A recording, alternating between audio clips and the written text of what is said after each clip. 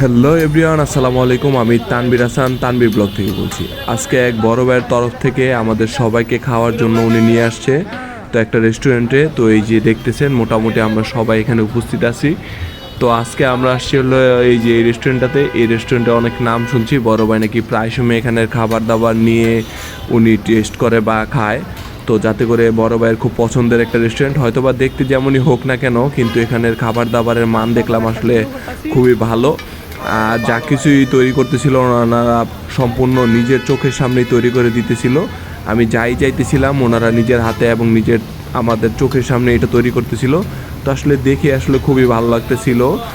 আর আরেকটা জিনিস যেটা আসলে এটা খাবারের মান আমার কাছে ভালোই লাগছে। তো তুলনামূলক আপনারা এখানে ট্রাই করে দেখতে পারেন। সবার তরফ থেকে বড় ভাইকে অসংখ্য ধন্যবাদ আপনাকে এত সুন্দর একটা আয়োজন করার জন্য। তো আমরা কয়েকজন এখানে চলে আসছি খাবার দাবার নেওয়ার জন্য, আর বাকিরা সবাই ওয়েট করতেছে। তো আমরা এখানে এসে সব কিছু অর্ডার দিয়ে কিছুক্ষণ অপেক্ষা করতেছিলাম। একে একে করে এই যে দেখতেছেন মামারা সব কিছু রেডি করে দিতেছিল। তো যেহেতু প্রসেসটা তৈরি হইতে এতজনের খাবার, তো একটু সময় দেওয়া লাগছে।